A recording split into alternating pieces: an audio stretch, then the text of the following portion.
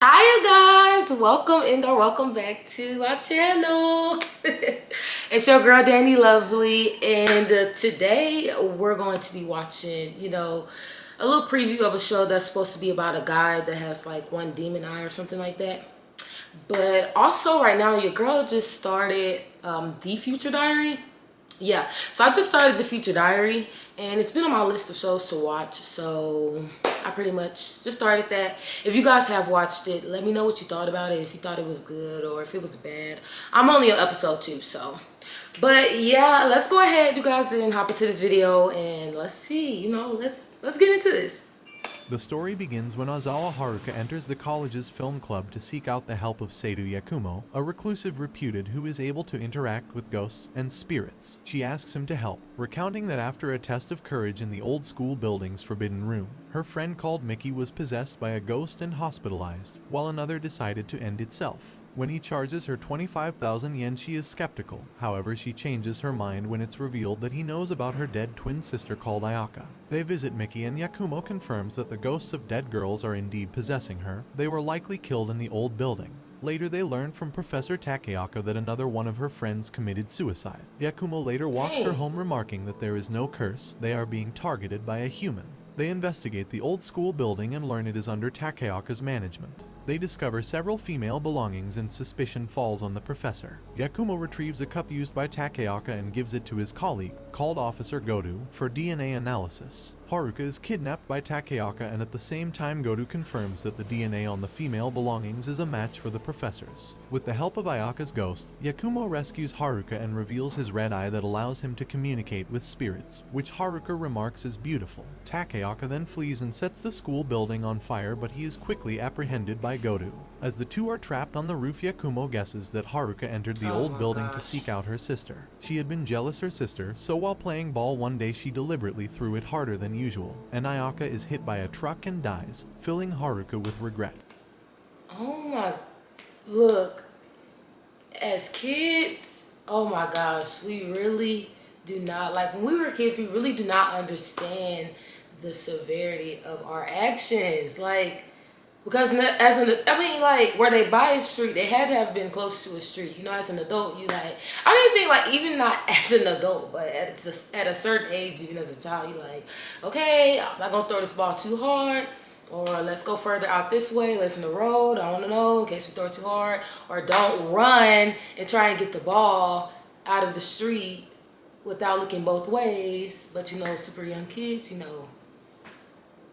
they just not thinking. Poor little babies, that they just be running around just.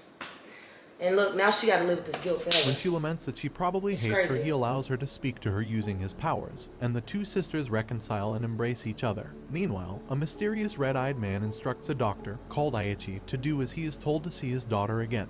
After appeasing the spirits in Mickey's body, Haruka remarks that speaking to a spirit never occurred to her. Yakumo expresses his dislike of forced exorcisms and his disdain for bogus psychics. She asks for more time to pay the 25,000 yen fee, however he tells her that Mickey's father had already paid her.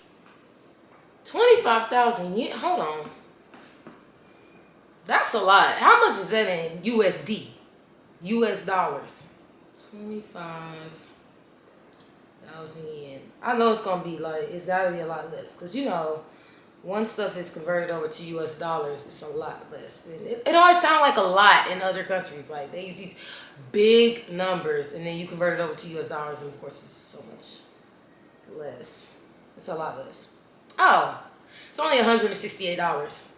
But I mean, $168, like, still, I'm cheap. Like, I need my $168. And then it said including tax. So their contract ends here. While working part-time, she meets a businessman called Iri and his assistant Kunamatsu. She overhears them speak about a cursed fox shrine, and Kunamatsu explains that they are currently working to merge the city's two fox shrines into one. Haruka pays a visit to the shrine and is startled by a fox-masked ghost. She runs into Ishin, who introduces himself as Yakumo's uncle, noticing one of his eyes are red, and asks if he can also see ghosts, but he explains it is just a contact lens so that Yakumo does not feel alone. She also meets Nao, Yakumo's deaf cousin. Haruka chases after Yakumo and sees him talking to another girl. She passes by the fox shrine again and finds Iri by the statue. Suddenly the searchlights explode and a girl's laugh is heard, and Yakumo pushes her out of harm's way. He explains that this is not the work of a ghost but by human. He points to How is a a human nearby doing shed all and that? Kunamatsu emerges. Kunamatsu explains that Eri had planned to elope with a girl called Kuniko, with whom his parents did not approve of. He dispatched a messenger to have her wait by the Eastern Fox Shrine, but he told her to wait at the West by accident. Although he realized the mistake early on, he was stubborn and continued to wait. A year later, she married another man and died of tuberculosis. His attempt to unify the two shrines was his way of atonement, but Yakumo points that Kuniko is still waiting, still wearing the fox mask. She appears before Eri and the two reconcile. Later, Yakumo explains to Haruka that he was asked by Kimi, the granddaughter of Kuniko, to investigate the fox spirit reports. A journalist called Mikoto gives Goto a photo of a garage showing the ghost of a young boy. He searches for Yakumo but finds Haruka instead. Yakumo arrives soon after to ask what they want, and Haruka describes how while being driven home by her assistant manager Tetsuya, they entered a tunnel filled with malevolent spirits, but he managed to remain calm. She asks him to check if any ghosts attached to them, to which he agrees. Goto shows him the spirit photo and explains that it is a photo of a garage owned by Toru, a chop shop owner linked to various crimes, and we discover that the boy's ghost in the photo went missing 2 months ago. They arrive at the garage and begin digging, and they find the boy's dead body. An autopsy performed by Gosh. Hado confirms that the boy was struck by a car but likely did not die until he was buried alive. Haruka brings Tetsuya to be cleared of ghosts, but Yakumo finds it odd that he looked surprised when he sees the spirit photo from earlier despite reportedly being unfazed by ghosts. He reports this matter to Goto, who affirms his fears. Toru is arrested and named Tetsuya as the driver who hit the boy and conspired in his premature burial. The boy's ghost possesses Tetsuya while Haruka is in the car, so Goto and Yakumo give chase. I think that is so messed up. Like, yeah, I get it, you scared you're gonna get in trouble, but like, are you serious? Like, how can you even live with yourself? Like, people they hit somebody or like hurt somebody and they could possibly like die, or they scared they're gonna die and they're gonna get in trouble. But like, come on, like, so you just bury him, you just get rid of the body because you scared you're gonna get in trouble. Like, take them in case they can be saved. Like, take them to go get some help. Like, you just gotta have to face those repercussions. Like, that is so crazy, and especially like a child. And I get this is like an anime show, but like, y'all, this stuff really happens like in real life. Like, that is so messed up. Like, then the parents gotta be wondering all this time whatever happened to the child. Never getting any closure.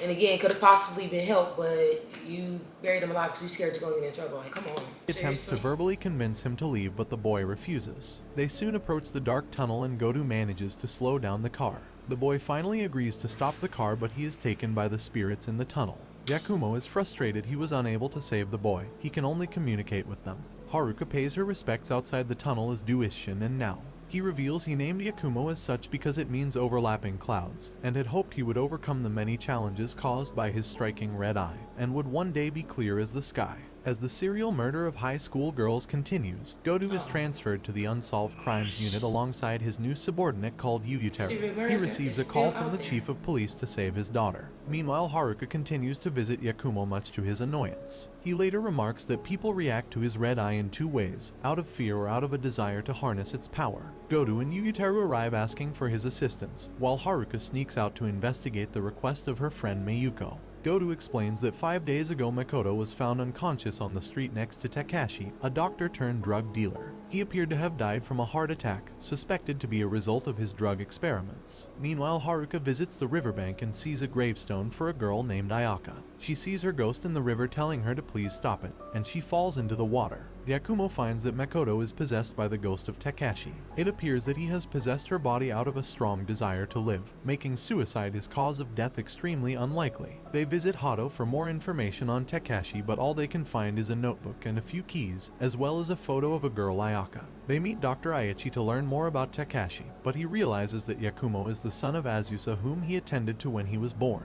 His mother tried to kill him 10 years ago, with the only memento being the necklace he tore from her neck. He learns that he was the doctor who delivered him, and when he learns his mother was terrified of his red eye at birth, he sullenly storms out. He later tries to throw out the necklace by the river, but Haruka stops him, reasoning that she was still his mother. She asks him not to carry every burden himself, and the two embrace. After investigating Ayaka's grave by the riverbank again, Yakumo warns Haruka not to do something so dangerous again.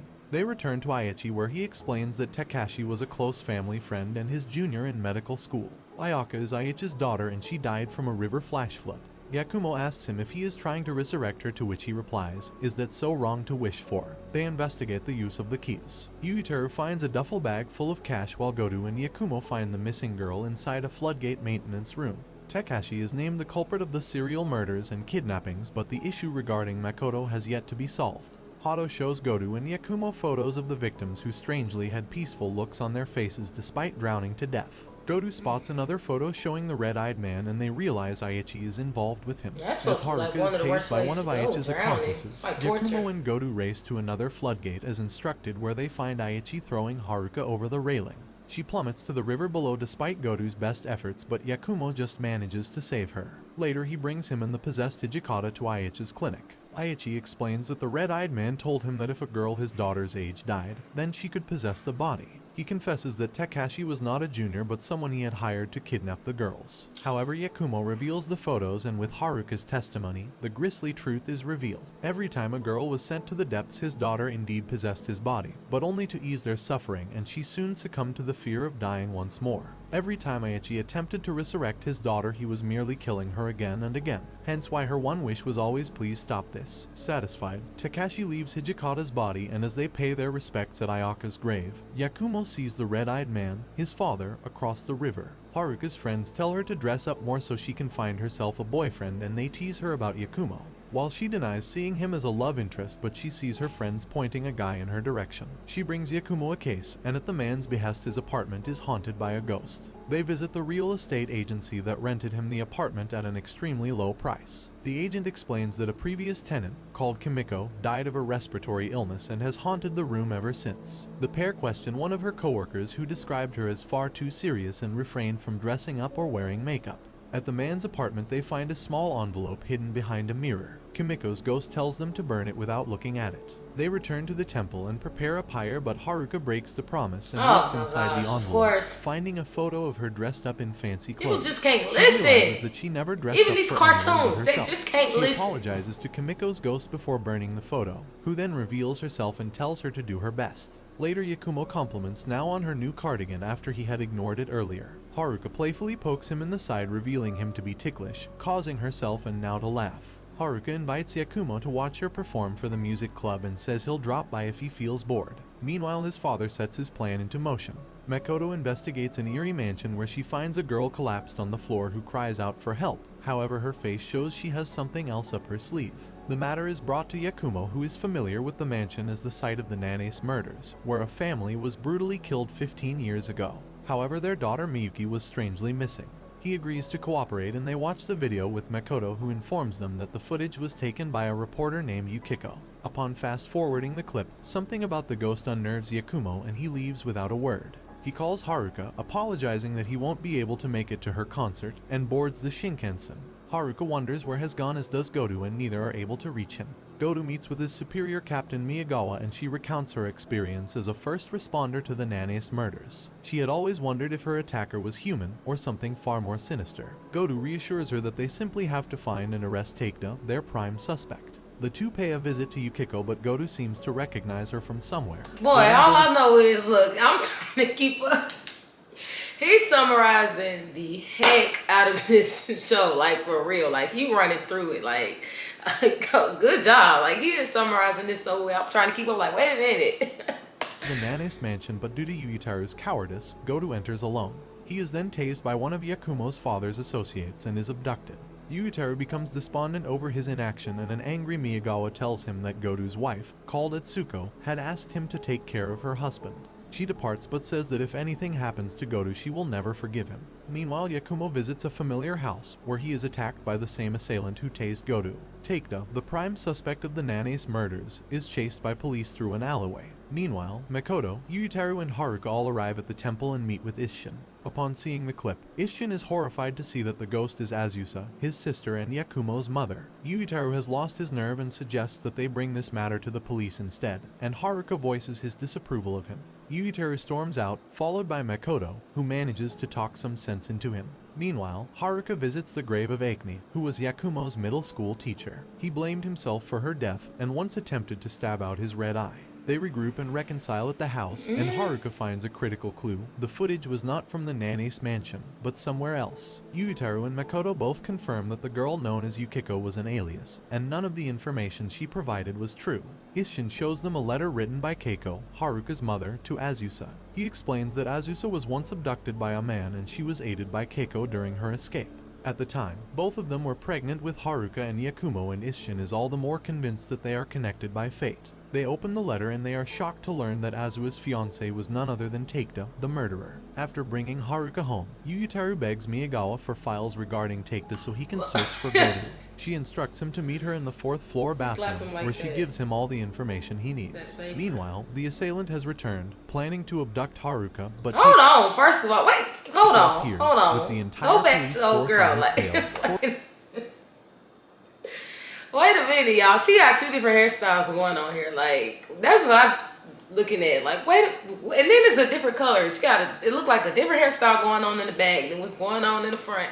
And then it's like 2 different colors. Like, oh, I mean, hey, you can make it work. You can make it work. But that one right there is just like, what's going on?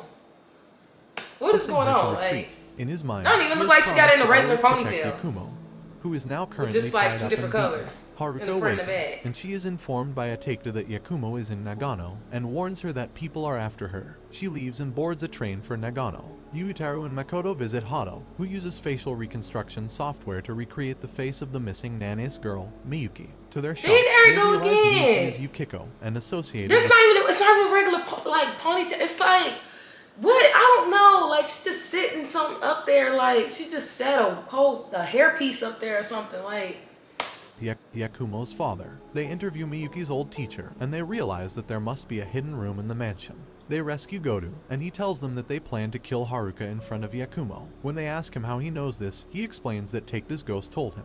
They race to Nagano, where Keiko has driven Haruka to Yakumo's old house. She finds him in a precarious state, but they manage to limp away from the house. They are caught in the act by Miyuki, who points a crossbow at them. Yakumo sees Goto behind her and he stalls for time by asking who the real culprit of the Nana's murders was. She reveals it was her all along. As the child of her grandfather and mother, her father would often torture her in the hidden room. It was then that she met Yakumo's father and she was encouraged to murder her entire family. Goto restrains her, but the gambit fails as Yakumo's father cuts off their escape. Goto is tasered once more, but before Miyuki can shoot Haruka, the ghost of Azusa possesses her. Goto explains what Takeda had told him in the torture room. 15 years ago, he had met both her and Yakumo and proposed to her. But when he became the prime suspect for the Nana's murders, and when Yakumo's father said that his son would grow to be an ever bigger murderer, these feelings of fear prompted Azusa to try and kill her own son.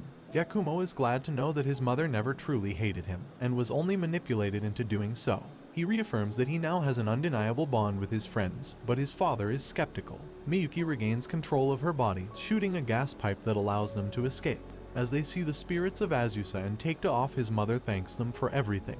She tells Haruka that she gave her courage, and another secret message to Yakumo. Goto has reconciled with Atsuko, while Yakumo lazily attends Haruka's recital. Makoto learns of a ghost terrorizing the local hospital, and meets Isshin, who has come for a checkup regarding a headache. She brings this matter to Yakumo, who agrees to investigate.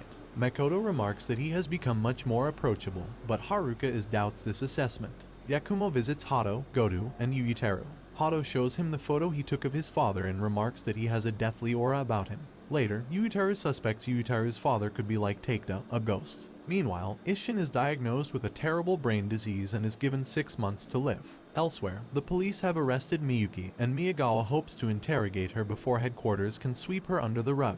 Isshin meets a girl in a wheelchair who also has a terminal illness. He manages to encourage her and give her hope. He calls over Noah, and they learn that the girl's name is Yoshiko. He encourages the two to be friends in the meantime.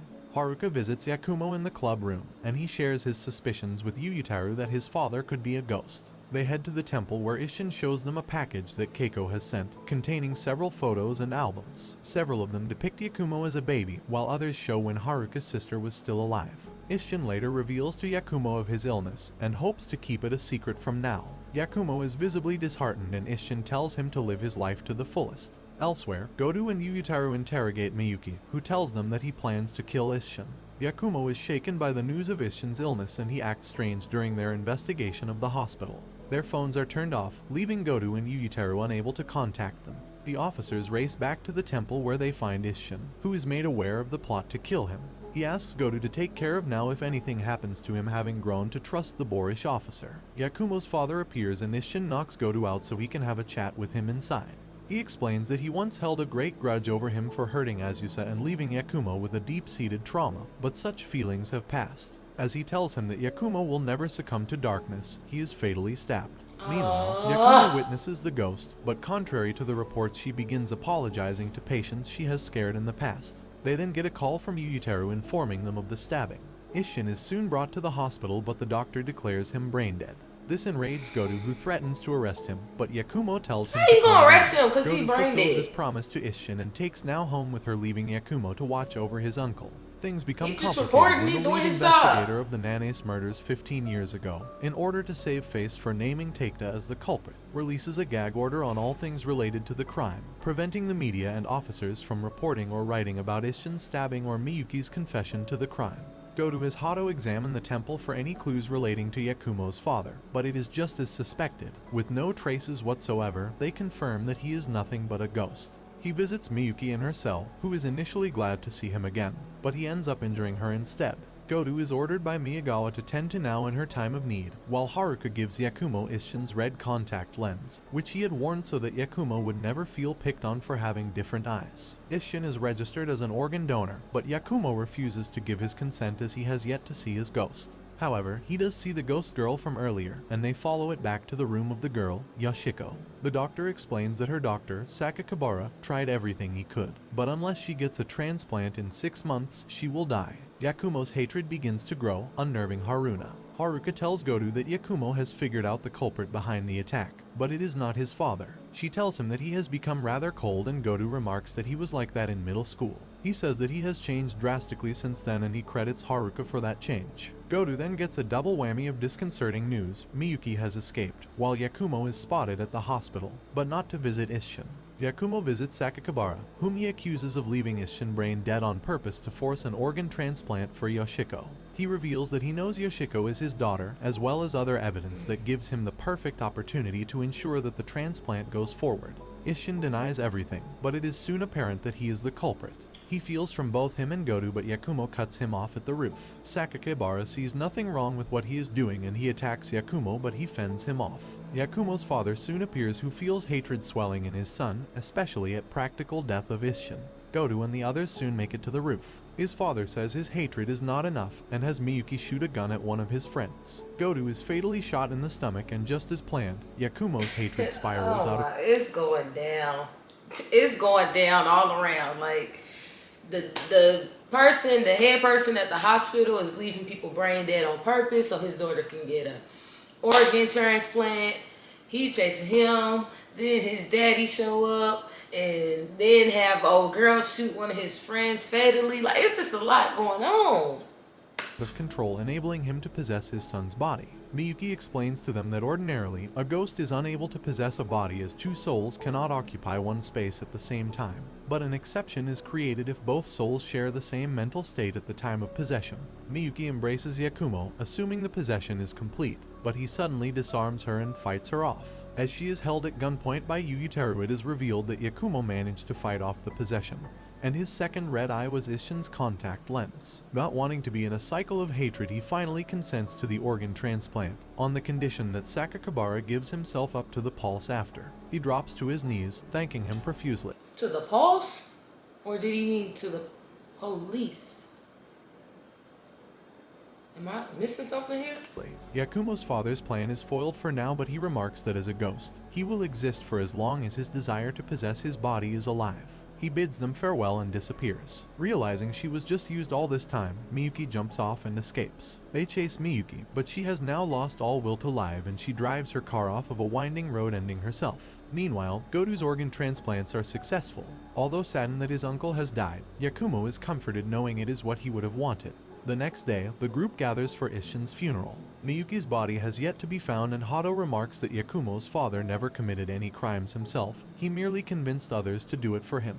Godu tells Yakumo that he and Netsuko plan to officially adopt him and now as their children, and he agrees. During the funeral reception, Yakumo suddenly walks off and Haruka follows him into the main temple, where he has a final conversation. Yeah, Haruka, she's sliding her way up and through there, ain't she though? Trying to get close. I see what you're doing, Haruka. She's trying to lock that. She's trying to lock it down. Like, Haruka she's snaking her way on up in there good with the family. Like, y'all see how she's just always with him, like, following him around, like, okay. With Isshin telling him not to worry about him, and now, as the final candle is blown, tears stream down Yakumo's face as he recalls his uncle's last words, "Thanks for everything." Look at In her. an epilogue, Godu has adjusted to his new role as a family man, taking more time off work. Makoto continues her work as a journalist, while Hato looks forward to more dissections. Yakumo and Haruka continue working together solving supernatural cases, and he silently thanks his uncle for everything he has done.